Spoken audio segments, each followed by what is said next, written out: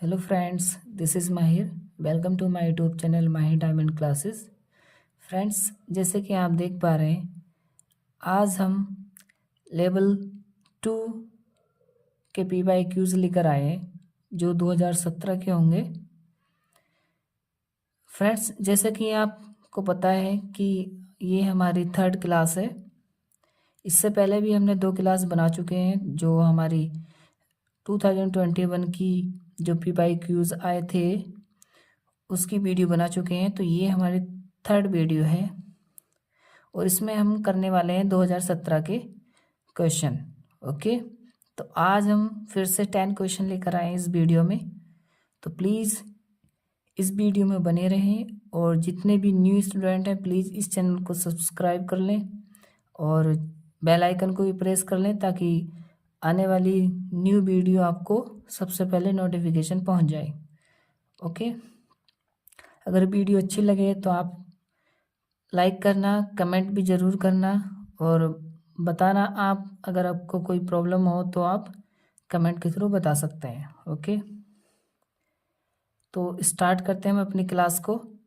जैसे कि आप जानते हैं कि ये हमारी क्वेश्चन सीट है और जो हमारे आंसर सीट होगी वो दूसरी सीट होती है। तो स्टार्ट करते हैं हम क्वेश्चन नंबर फर्स्ट से स्टार्ट करते हैं। देखिए क्या क्वेश्चन है हमारा, 5a² प्लस के 15a माइनस के 6b माइनस के 2ab। ठीक है, इसको सोल्व करना है। ओके, तो देखो फ्रेंड्स, ये क्या क्वेश्चन है, ये हमारा गुणनखंड वाला क्वेश्चन है। ठीक है, जो हमने बहुत बेहतरीन तरीके से सीखा है। तो गुणनखंड भी हम कंप्लीट कर चुके हैं और जो हमारी फर्स्ट यूनिट है वो पूरी की पूरी हम कंप्लीट कर चुके हैं। इसी चैनल पर सारी की सारी वीडियो आप देख सकते हैं और सारी वीडियो आपको मिल जाएंगी। तो स्टार्ट करते हैं। देखो फ्रेंड्स, इसमें क्या होता है, इसमें कॉमन लेना होता है फर्स्ट पेयर एंड सेकंड में। ओके, ऐसे थर्ड और फोर्थ में कॉमन होता है, तो जो भी कॉमन वैल्यू होती है उसको बाहर कॉमन ले लेते हैं। ओके, तो देखो क्या क्या कॉमन है, इसमें से 5 और इसमें से 5 कॉमन आ जाएगा क्योंकि 15 के क्या गुणनखंड हो जाएंगे, 3 5 जा 15। ओके, तो इस ए इसमें भी है और ए इसमें भी है और ऐसे 5 इसमें भी होगा, ऐसे 5 इसमें भी होगा, तो क्या आ जाएगा 5a। क्या निकल के आएगा हमारा कॉमन 5a। देखो 5 कॉमन आया तो यहाँ पे बचेगा सिर्फ, क्योंकि a2 है तो एक ए बचेगा। ओके, प्लस नहीं तो क्या गुणनखंड आएंगे 15 के, 3 × 5, तो 5 तो कॉमन ले रखा है तो क्या बचेगा 3 और ए हमारा कॉमन है तो सिर्फ क्या बचा 3 माइनस, यहाँ देखें कितना कॉमन आएगा, तो ये है हमारा 6b माइनस के 2ab। क्या है 6b माइनस के 2ab। ओके, तो देखो क्या कॉमन आ सकता है, यहाँ से आ सकता है कि इसके 6 के फैक्टर हो जाएगा 23 और ये 2 है तो यहाँ से आ जाएगा 2b माइनस के 2b कॉमन। ओके, तो क्या बचेगा हमारा 3, क्योंकि यहाँ पर कितने फैक्टर हुए थे 2 × 3, तो 2 कॉमन आ गया तो 3b कॉमन में है। अब देखो ये माइनस इस माइनस को क्या बना देगा प्लस। ओके, तो b तो कॉमन है तो क्या बचेगा सिर्फ a।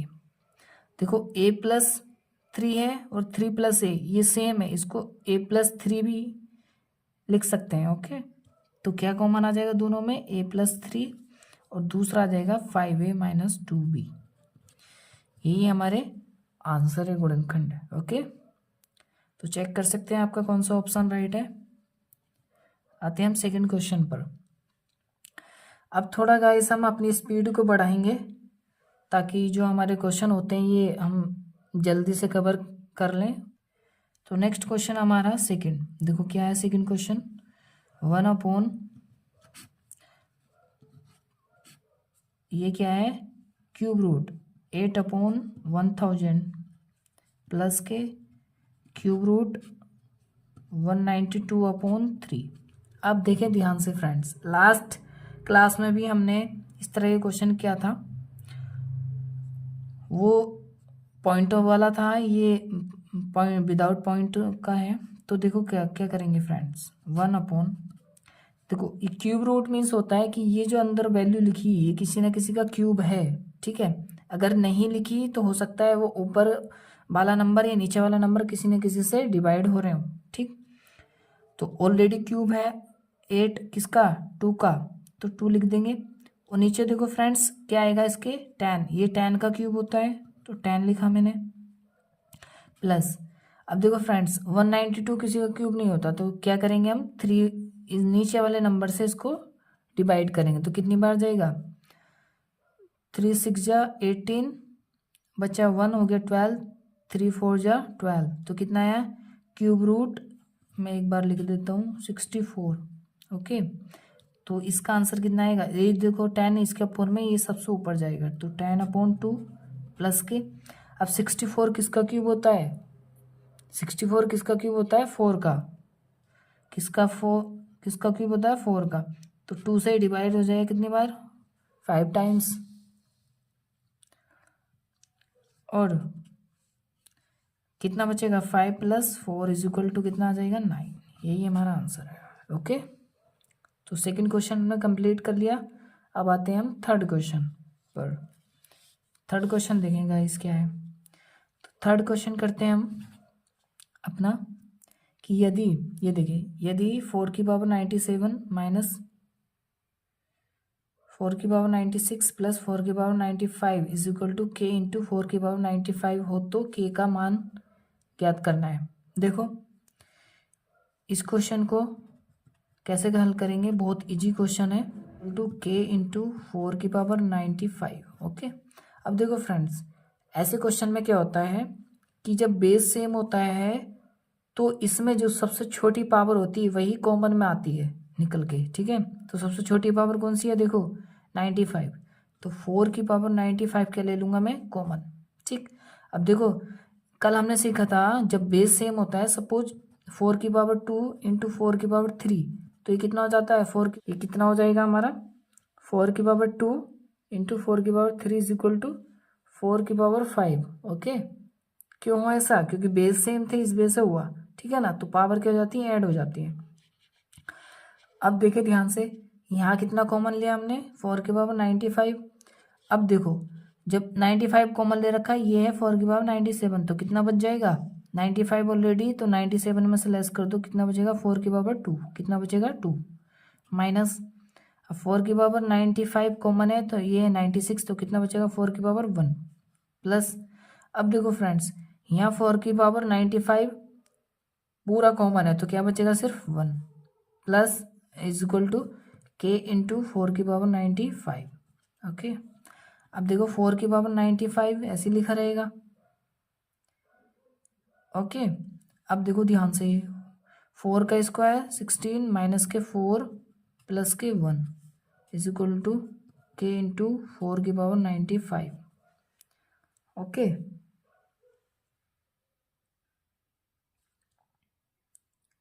तो 4 की पावर 95 ये कितना आ जाएगा, 16 और 1 17, 17 में से 4 गए 13 = k इंटू 4 की पावर 95। देखो 4 की पावर 95 यहाँ पे भी है और = के यहाँ पे भी है, तो ये कट जाएंगी, ठीक है। तो k = कितना आएगा 13, यही हमारा आंसर है। तो k = कितना आया 13। ओके गाइस, तो नेक्स्ट हम बढ़ते हैं अपने क्वेश्चन नंबर 4 की ओर। तो क्वेश्चन नंबर 4 क्या है, अब देखें आप, देखिए कि पूरे में अंडर रूट है और माइनस √3 प्लस के √84 प्लस के 18√3।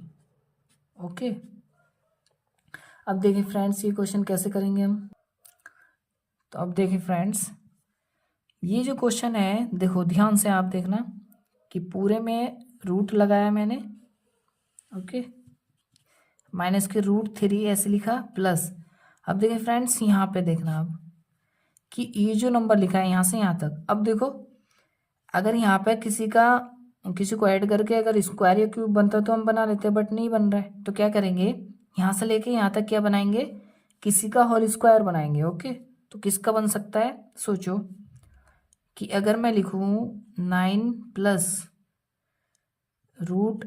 3 का होल स्क्वायर करूँ मैं इसको, देखो ध्यान से कि मैंने किया 9 प्लस रूट 3 का होल स्क्वायर, इसको मैं ओपन करता हूँ तो 9 का स्क्वायर कितना होता है 81 प्लस ये क्या है, इसको ए मान लो और इसको बी।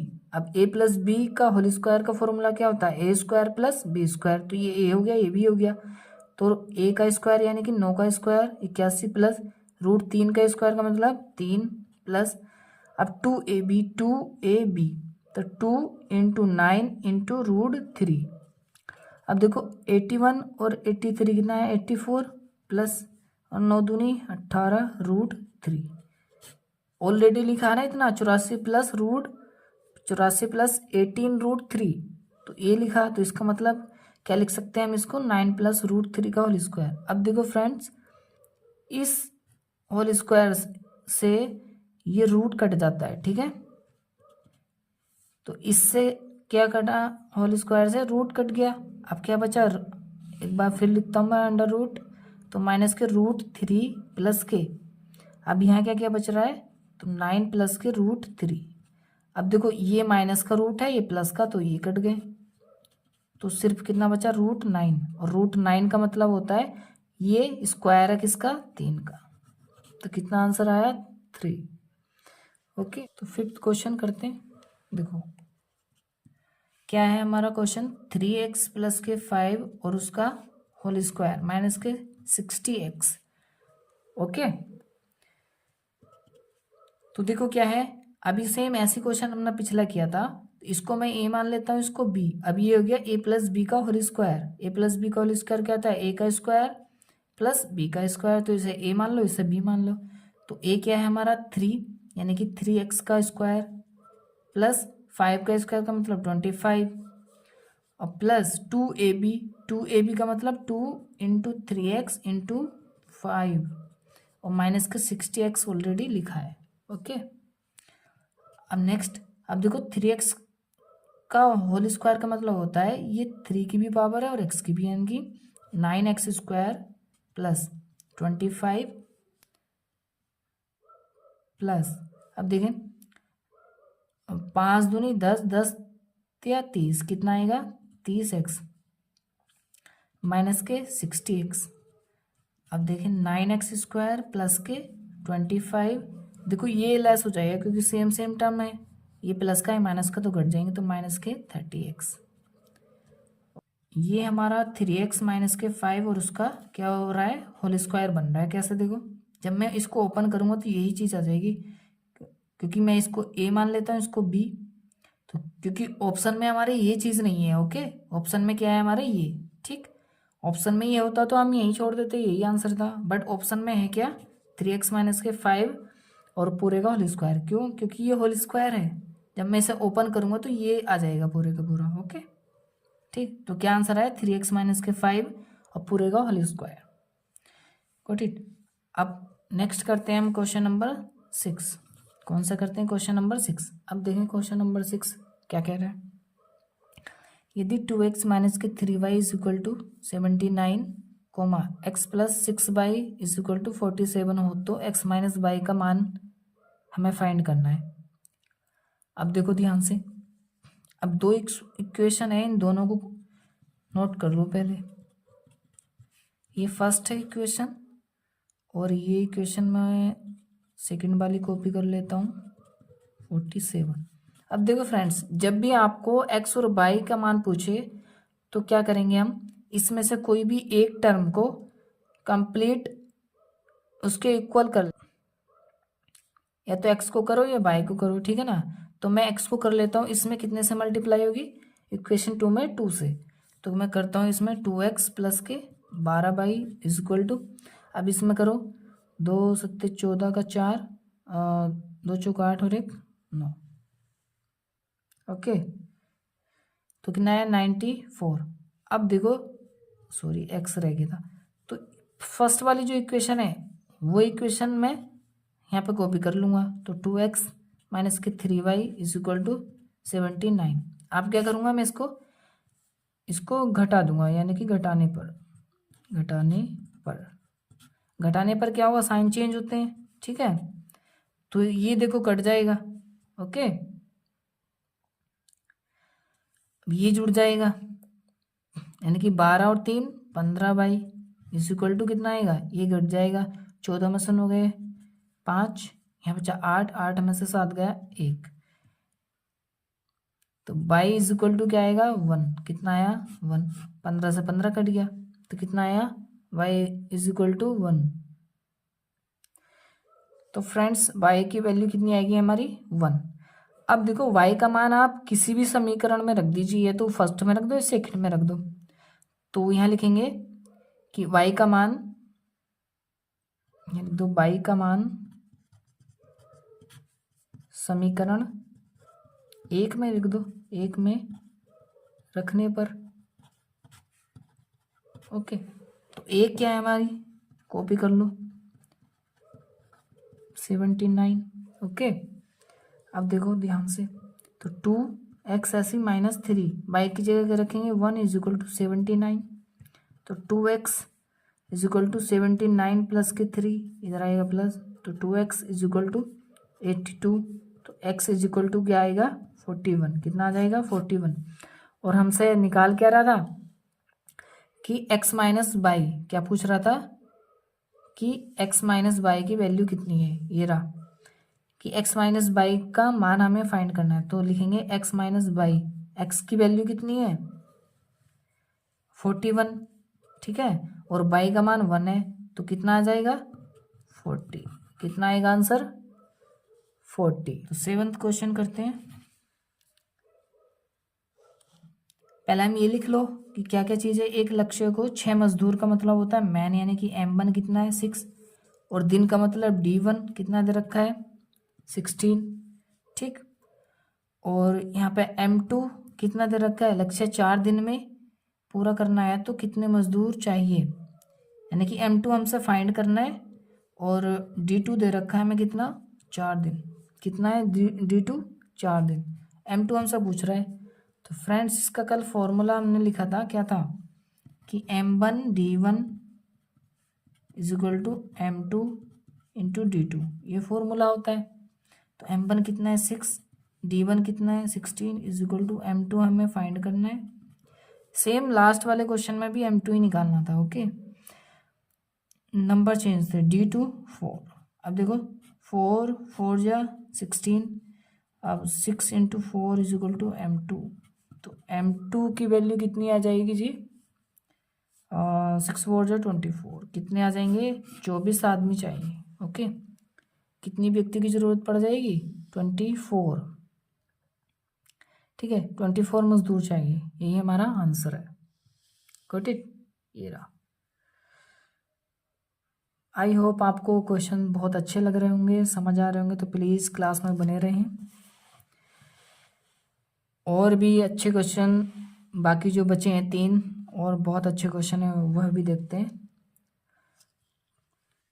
तो देखिए फ्रेंड्स, क्वेश्चन नंबर हमारा होगा अब 8, क्वेश्चन नंबर क्या है, यदि किसी धन का 8% की दर से 5 वर्ष में साधारण ब्याज 640 रुपये हो तो मूलधन क्या होगा, मतलब क्या है, ये सिंपल इंटरेस्ट का क्वेश्चन है फ्रेंड्स, ओके, साधारण ब्याज का। तो देखो इसमें क्या क्या दे रखा है, नोट कर लेते हैं कि रेट दे रखी है R is equal to 8%, time दे रखा है 5 ईयर्स, ओके, और क्या दे रखा है हमें, और साधारण ब्याज सिंपल इंटरेस्ट दे रखा है हमें कितना 640 रुपये, मूलधन पूछ रहा है P principal is equal to क्या, देखो इसका फॉर्मूला होता है, क्या होता है फॉर्मूला कि simple interest is equal to होता है PRT अपॉन 100, क्या होता है PRT अपॉन 100। अब P क्या है, P4 होता है यानी कि मूलधन प्रिंसिपल, R4 रेट यानी कि दर जो हमें दे रखी है, T4 टाइम। तो देखो सिंपल इंटरेस्ट हमें कितना दे रखा है 640, कितना दिया 640, और प्रिंसिपल हमें निकालना है मूलधन, तो इसको ऐसे का ऐसे लिखा रहने दो, R दे रखा है 8, तो 8 लिखा, और टी कितना है टाइम 5 अपॉन में 100। अब देखो काटते हैं इसको, तो देखो इस 5 से ही काट लो, कितनी बार कटेगा 20 बार, और इस 8 से ये काट लो, 8 अट्टे 64 80, तो देखो कितना आया P इज इक्वल टू कितना आ जाएगा 80 इंटू 20, तो कितना आ जाएगा P इज इक्वल टू 8 दूनी 16, 1600 रुपये। ओके, तो उसका मूलधन कितना है जी 1600 रुपये, यही आंसर है हमारा। तो फ्रेंड्स नेक्स्ट क्वेश्चन करते हैं हम अपना 9। क्वेश्चन नंबर 9 क्या है, अब देखें कि एक विश्वविद्यालय में आने वाले विद्यार्थियों की संख्या में प्रति वर्ष 10% वृद्धि का लक्ष्य रखा गया है। यदि वर्ष 2016 में यह संख्या 1500 थी तो वर्ष 2018 में कितनी होगी। मतलब एक विश्वविद्यालय में विद्यार्थियों की संख्या में प्रतिवर्ष 10% की वृद्धि करने का लक्ष्य रखा गया है। देखो, तो 2016 के बाद 2017 आएगा, फिर 2018 आएगा, क्योंकि 18 तक पूछ रहा है।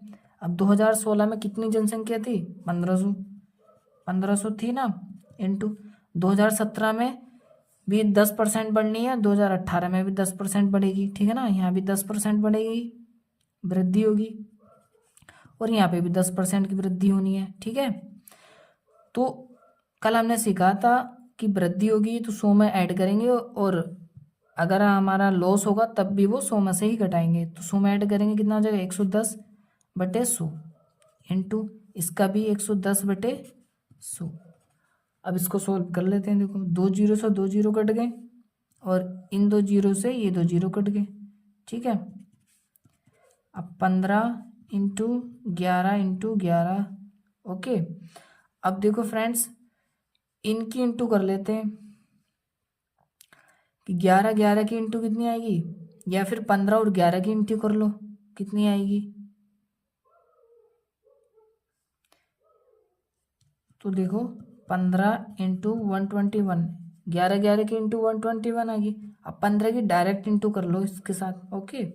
कितनी आएगी 15 ही का ना, 15 का 5 कैरी 1, 15 दूनी 30 और 1 31 कैरी 3, और 15 ही का ना 15 और 3 18, कितना आया 1815। ओके, कितनी जनसंख्या आ गई कि उनकी विद्यार्थियों की संख्या कितनी हो जाएगी 1815 हो जाएगी। तो यही हमारा आंसर है, ठीक है। तो लास्ट वन हमारा क्वेश्चन है फ्रेंड्स, आप देखें। तो देखें फ्रेंड्स, क्वेश्चन नंबर 10, एक समलंब चतुर्भुज की 2 समांतर भुजाएं क्रम से 10 सेंटीमीटर व 16 सेंटीमीटर हैं। यदि समलंब चतुर्भुज का क्षेत्रफल 78 वर्ग सेंटीमीटर हो तो उसकी ऊंचाई क्या होगी। अब समलंब चतुर्भुज क्या होता है फ्रेंड्स, देखो इसकी भुजा दे रखी है, एक 10 है एक 16 है। तो ये समलंब चतुर्भुज बना लेता हूं मैं चित्र, आपको अच्छे से समझ आएगा। फिर ये हमारा क्या है समलंब चतुर्भुज, इसका नाम ABCD। देखो ये एक भुजा दे रखी है 10 सेंटीमीटर और दूसरी है 16 सेंटीमीटर। ये नीचे बड़ी वाली तो 16 है, ऊपर की छोटी है तो 10। अब देखो फ्रेंड्स, यदि समलंब चतुर्भुज का क्षेत्रफल हमें दे रखा है 78 वर्ग सेंटीमीटर, तो हाइट निकालनी। हाइट क्या होती है, ये हमारी समलंब चतुर्भुज की क्या होती है हाइट, ये हमें फाइंड करनी है फ्रेंड्स। ओके, देखो इसका फॉर्मूला होता है फ्रेंड्स, समलंब लिखेंगे, समलंब चतुर्भुज का क्षेत्रफल बराबर क्या होता है 1/2, और क्या होगा इसकी समांतर भुजाओं का योग, यानी कि लिख लो समांतर भुजाओं का योग, ओके, इंटू h। तो समलंब चतुर्भुज कितना दे रखा है हमें, समलंब चतुर्भुज दे रखा है हमें 78, कितना है 78 1/2, और देखो समांतर भुजाओं का योग कितना है 10 + 16, कितना है, और इंटू में h। ओके, तो 78 = 1/2, और ये कितना हो जाएगा 26 इंटू h, ये कट जाएगा 30 टाइम्स।